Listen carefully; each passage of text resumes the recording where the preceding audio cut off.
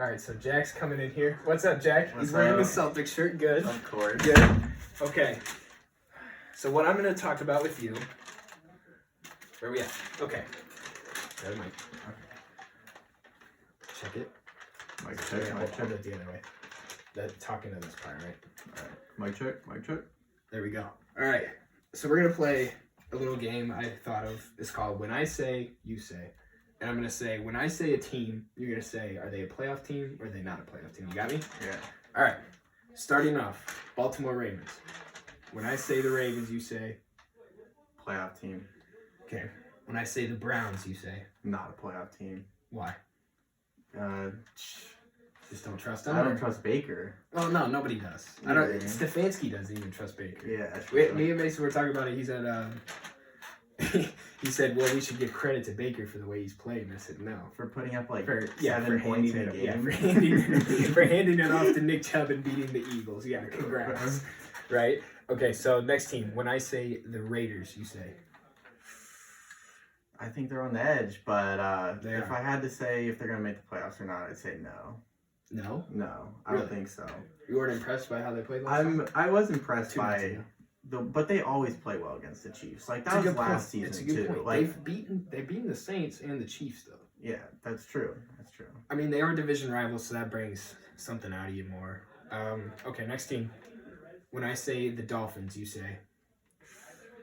Starting to grow on me. Yeah. I think they're quite possibly a playoff team. I think so too. You know, ugly loss to the Broncos. Everybody has an ugly loss to the Broncos every once in a while. That's true. You know, The Patriots are an ugly loss to the Broncos. So next team. When I say the Patriots, you say? Oh, we're sneaking in. So if you can't tell by Jack's shirt, We're going Jack's undefeated for the Yeah. rest of the season. We might lose like one more game, and that's why I was iffy on the Dolphins, just because. I don't know. Yeah, Jack's wearing a Celtics shirt. He's a huge Boston fan. He loves the Patriots. He loves the Celtics. So what should the Patriots, what should they change about their team to make them a playoff team? Because they're not right now. No, I think the defense is good, but our defensive line is just terrible.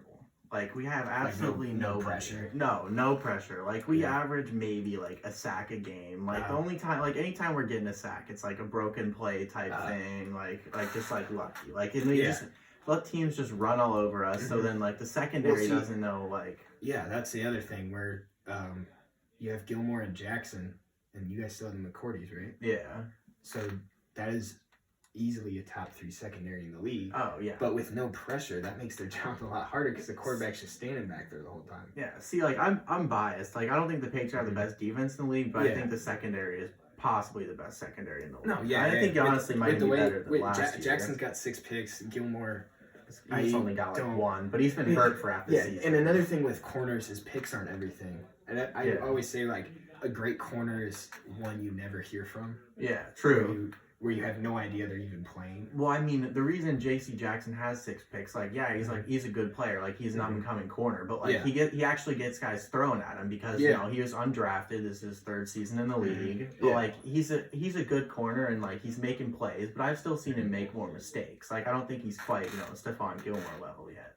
Yeah, I could easily see him developing into that, especially with the way Bill Belichick develops his defensive players. Yeah, he's definitely good at drafting defensive players. And he's good at getting them too. Yeah. Obviously with Gilmore. So like the thing with the Patriots though, like, and it might change now, is like we never keep any good players on the defensive line. Like, we never outside linebackers, like defensive ends, defensive tackles. Like you're gone if you're good. Do you think there's obviously a lot of problems with the offense? Yeah. But would you say the D-line is the biggest problem on their team? See, the D-line is a big issue, but I still think that we just need maybe just one reliable tight end that can just like catch some passes. You need a playmaker. Yes, because you need somebody. You said a good point. This was a while ago, but you said might have been in the group chat. It might have been to me. Yeah. You said if Evan Ingram's available, that's somebody we need to go after. And I love Evan Ingram. Like I just think he's a great player. Like I think like Daniel Jones isn't a bad quarterback, but like I've just always been big on him. Like the fast tight ends, like, that are almost like wide receiver. He really is.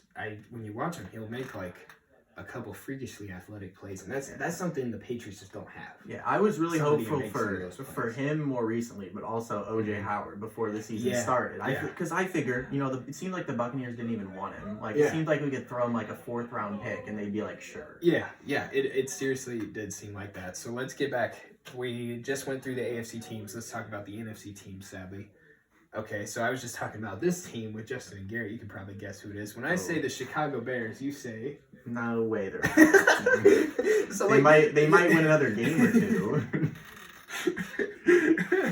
So, with the NFC, when you look at it, it looks so much more locked up than the AFC.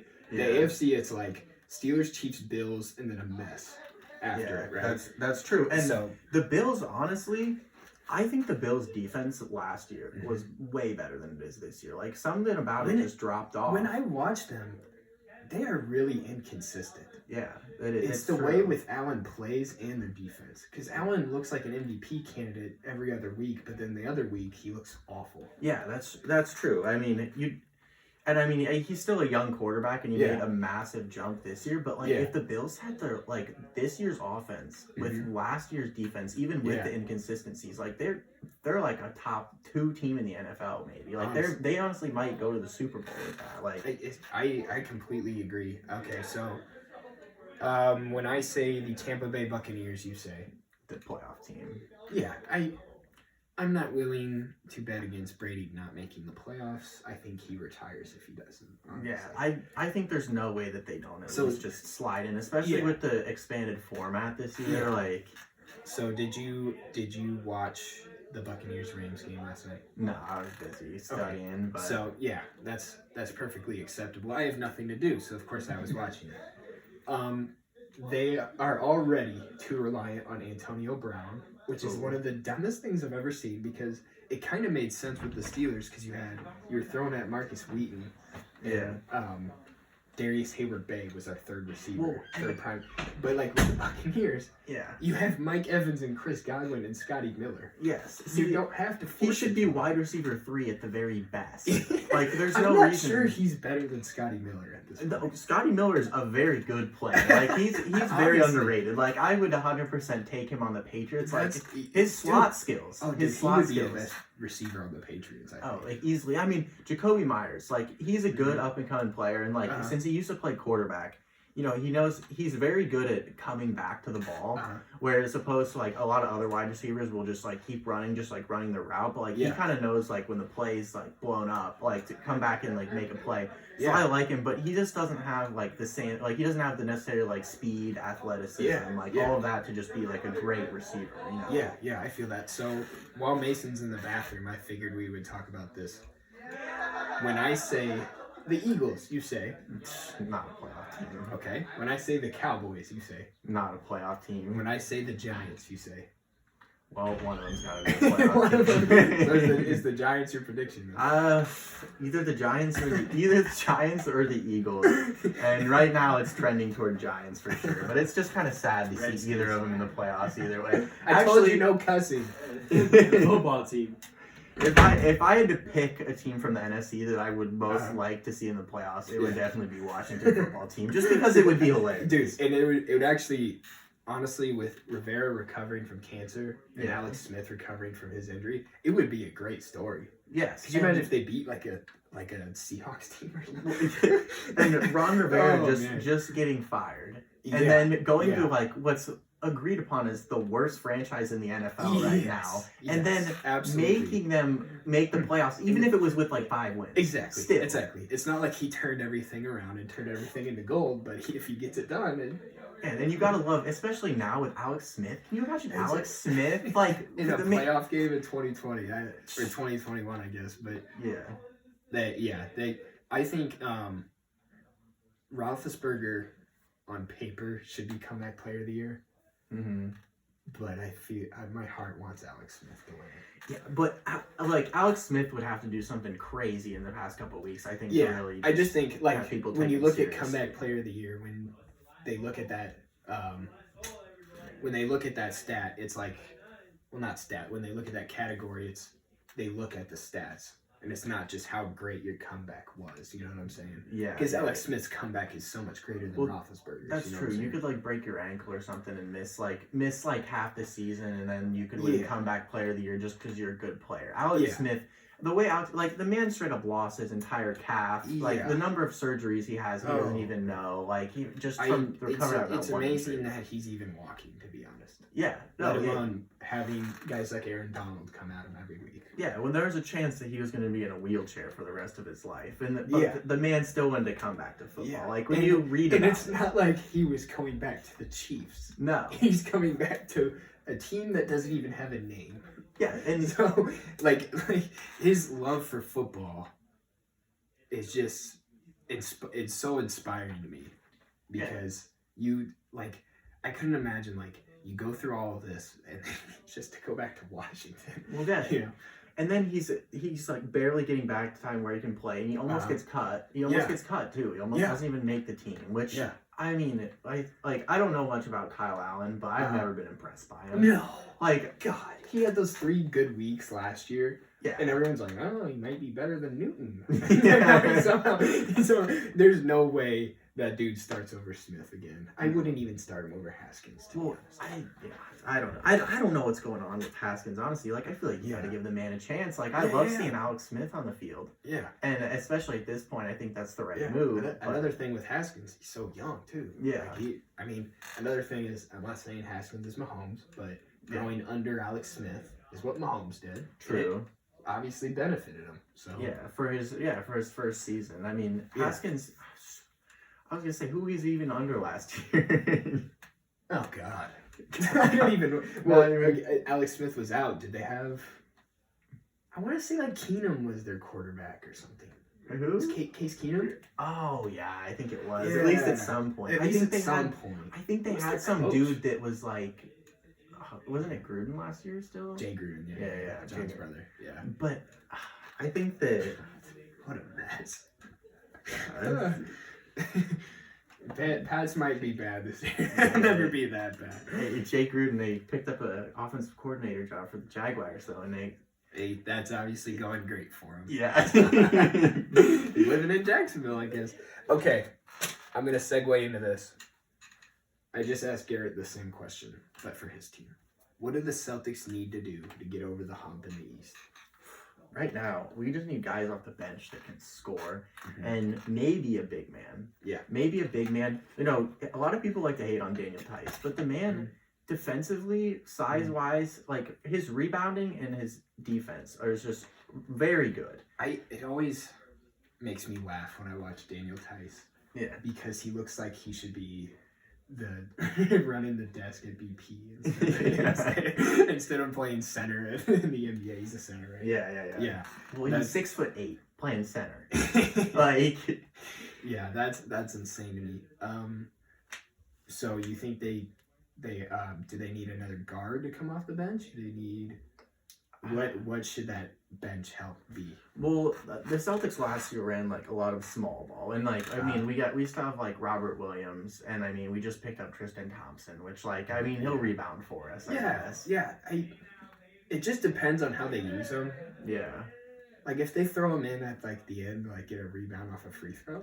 Yeah. He's perfect, but like if you actually play him more than like 12 minutes. Yeah, I think he'll get maybe like a maximum of like 20 minutes per game. But like coming off the bench, you know, I could almost see him like getting like some starts, but I don't like that. I think it'd just be like a very rare occasion type thing. But I'm hoping he'll at least be all right for the Celtics, but probably not great. Yeah, I think that. What is your prediction for next year's finals? I'm just gonna say that. Well, I guess it's. What does it start? It starts in like 3 weeks. Yeah, right? It literally starts like Christmas. Yeah. So what are your predictions for the season? Tell me who's in the finals. Dude, I honestly haven't even really thought about it much.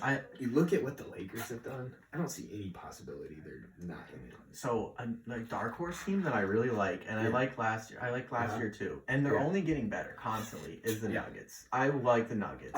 Dude, they are so fun to watch. Yeah, with Jamal Murray and Jokic, they are so much fun to watch. Now they lost some pieces to free agency, like Jeremy Grant leaving is like, I mean, it's not good, but you know they still have the Nuggets have a way. They're almost like the modern day Spurs, where they'll just take anybody and just make them like good. Like nobody ever heard of Torrey Craig.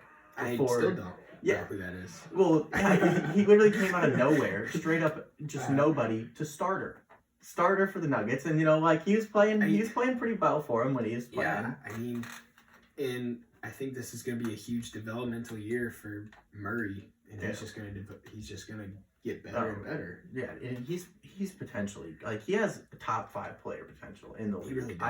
I think he really does. When you watch him, the way he was against the Clippers and the Jazz, absolutely dominant. And 2 great teams. Well, and he just loves basketball too. Like the man's like I always love seeing Canadian athletes play sports. Playing sports that aren't hockey. It always makes me smile. Well, I just loved when he was down to the Jazz 3-1, and he was like, I was getting ready to pack up my bags. So there was a chance we could lose after game 5, and he goes. He goes, I just look and he goes, I'm not going home. And then he just puts all his stuff back up. And they go on to win the series. Like, back-to-back 3-1 wins in a series is just... Absolutely. The odds of that happening. Were they down 3-1 to the Lakers? Yeah. Okay. But the odds of that happening 3 times in a row. Yeah. Especially with LeBron on the other dude. That would have been the coolest. The Nuggets might have become my favorite team if they beat LeBron and the Lakers down 3-1. Like, there's just... Yeah, that would have been one of the best stories in basketball. All right, Jack. Thank you for being on. I really appreciate it. Thanks for having me. Of course. Let me know if you want me to ever come back on. Oh, easily. We will be talking Patriots, Celtics, anything you want, anytime. Can you get Caden for me? All right, so another thing with my show is we were just talking about the NFL for about